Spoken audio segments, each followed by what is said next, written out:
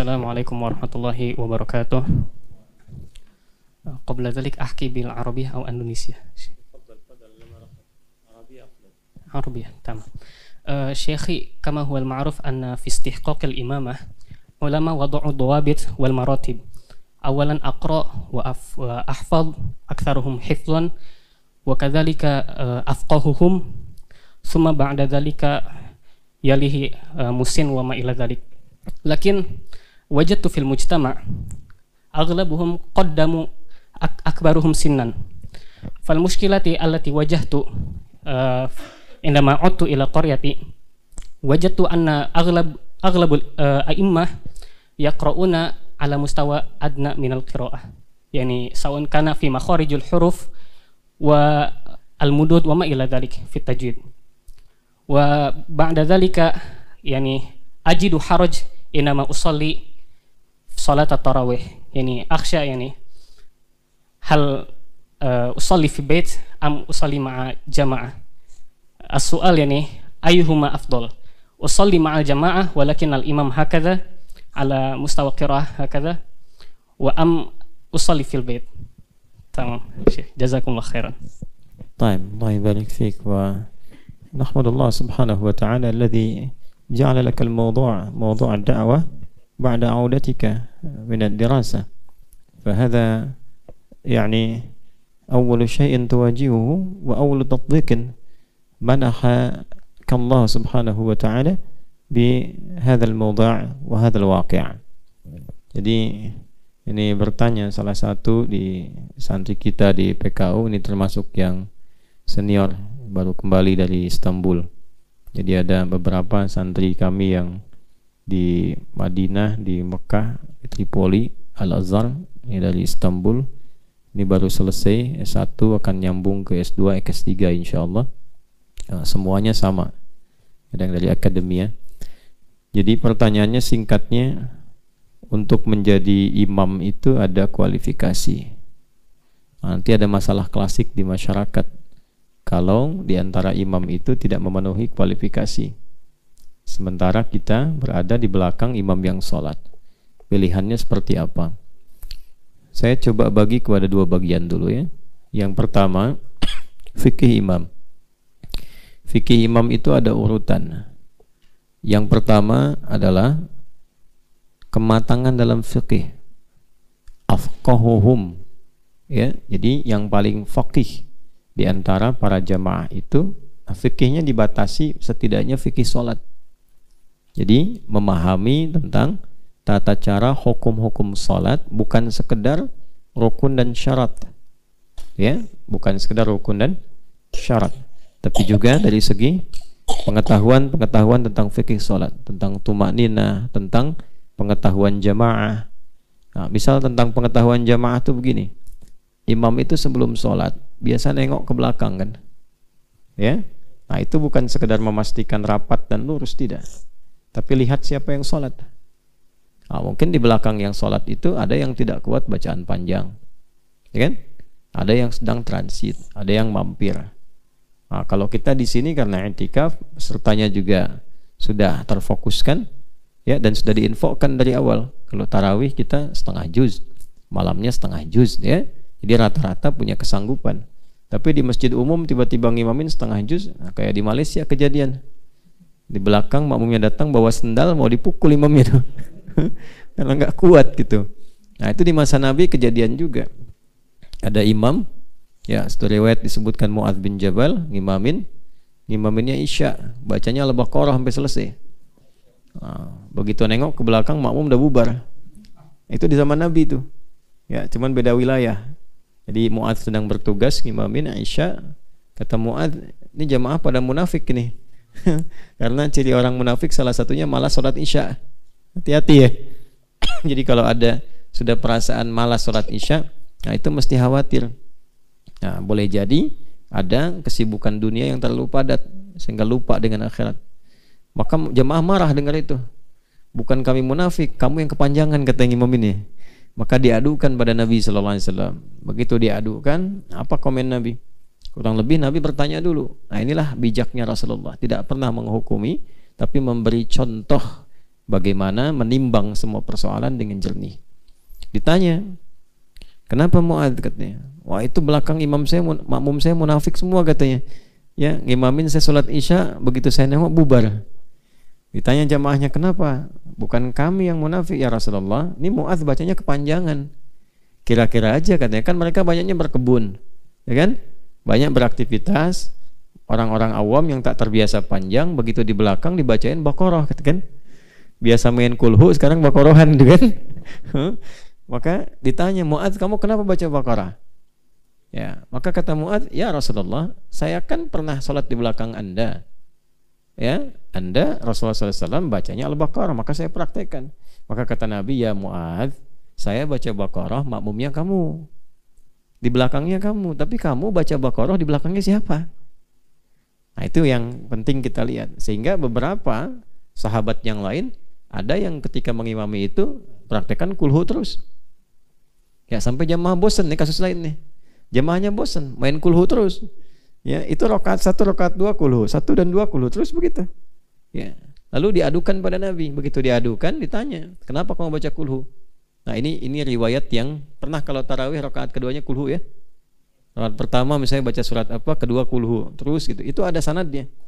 Nah, maka ketika disampaikan demikian, maka dikonfirmasi, kenapa kamu baca kulhu?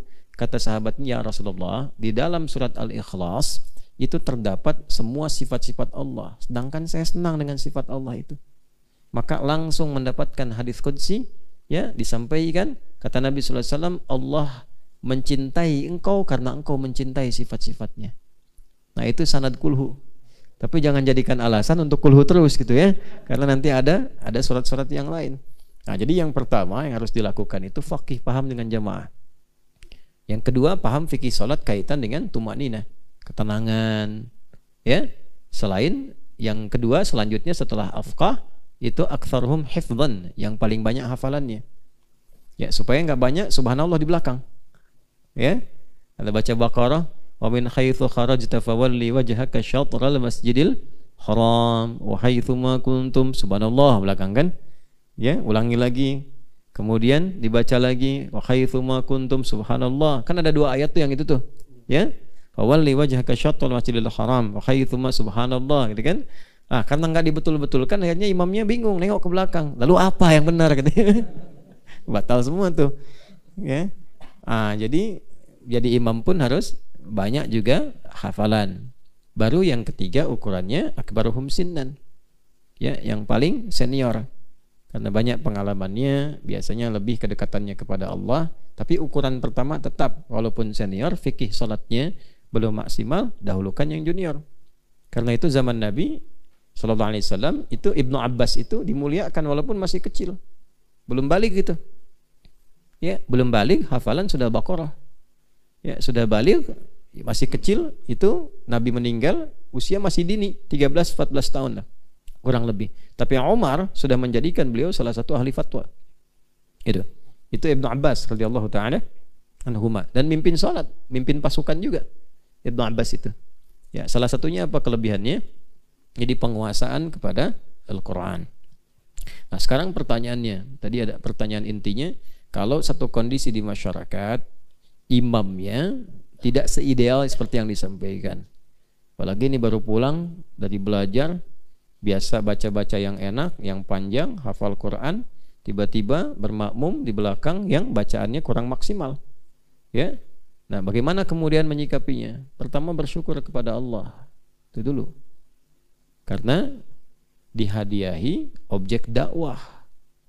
Itu bersyukurnya. Jadi kalau orang beriman itu melihat segala hal, kalau sudah halawatul iman dengan nikmat, tidak ada satu pun yang kita hadapi dalam hidup kecuali ada hikmah. Tadi siang kita belajar ilmu hikmah. Jadi kalau sudah kita berpandangan demikian, maka semua yang dilihat itu baik kelihatannya. Dan kita tidak melihat dengan emosional, tapi melihat dengan timbangan-timbangan keimanan. Alhamdulillah yang telah menghadirkan kepada kita kesempatan untuk berdakwah. Mungkin antum dikirim ke situ untuk memperbaiki. Ya, bukan untuk meninggalkan. Maka bagaimana bersikap demikian, memperbaikinya? Kembali ke Quran surah ke-16 An-Nahl ayat 125. Karena ilmunya ilmu hikmah, ayatnya ayat hikmah. Ud'u ila sabili rabbika bil hikmah. Jangan mau'izah hasanah dulu. Ya, nanti kalau disampaikan mau'izah hasanah, dibalik nanti, kamu siapa? Saya sebelum masjid jadi sudah di sini katanya. Ya. Nah, itu repot kalau begitu. Maka bagaimana caranya? Misal nanti dibuat satu pengajian, diundang menerangkan tentang keutamaan sholat, keutamaan bacaan. Bawa qari, nggak usah antum dulu, bawa siapa? Nanti berikan contoh jadi imam. Nah, setelah itu dicoba. Ya, saya pernah praktekkan waktu ngasuh pesantren di Jakarta. Jadi ahli Quran juga, al-hikmah namanya. Nah, itu qadar Allah yang banyak di situ itu awal-awal itu para pejabat.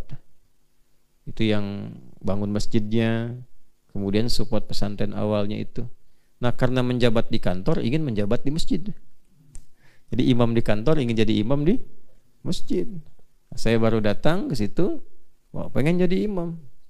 Dan listnya banyak juga itu. Bacaannya tidak ideal. Ya, sehingga saya sampaikan, bagus Pak. Pertama saya uji dulu, kenapa Bapak mau jadi imam? Ya, sementara bacaannya kan belum optimal. Justru ketika jadi imam itu bisa dibetulkan Ustaz di belakang. Saya bilang bagus Pak, bagus. Itu sesuatu yang tidak mudah mendapatkan nikmat pengen jadi imam. Ya, tapi daripada dibetulkan saat sholat, lebih baik begini, sebelum sholat apa yang mau Bapak baca, setorkan dulu sama santri. Supaya saat dibaca kesalahannya jadi minimal. Nah, sambil nanti nunggu setoran, saya imamin dulu. Nah, nanti saya gantian santri, Bapak tetap jadi imam, cuma imamnya zuhur dan asar. Tetap jadi imam, kita tidak menurunkan statusnya. Nah, biasanya kalau orang tinggi jangan turunkan statusnya, tetap imam. Jadi Bapak tetap imam sambil setoran, nanti yang maghrib, isya dan subuh saya gantian sama santri. Setelah nanti ayatnya Bapak lancar, bagus, langsung Bapak ambil posisi, pilih. Baik ya, sepakat tuh. Tetap imam zuhur sama asar, kan nggak bunyi ya. Baik kan? Nah, tapi kita nggak turunkan statusnya. Jadi begitu maghribnya kita imami, udah merasa enak. Isya'nya diimami, santri babi, subuh gantian. Nah, begitu mereka sudah agak baik, saya sampaikan, Pak silahkan imami. Oh enggak lah, katanya itu aja bagus. Ya. Nah, jadi kesadaran itu kalau pakai ilmu hikmah tak harus langsung menyalahkan. Ya. Jadi yang pertama diambil sikap kalau memang dihadapi demikian tidak bisa langsung dibetulkan supaya tidak menghindari fitnah salat di belakang, takriman di awqatus shalah. Lalu mengulang. Ya, lalu mengulang. Minimal fardunya aja. Ya, sunnahnya bisa kita kan bisa tempat lain misalnya untuk di rumah. Nah, untuk fardunya teruskan. Ya, jadi di situ takriman di waktu shalah, nanti mengulang setelah itu. Jelas ya?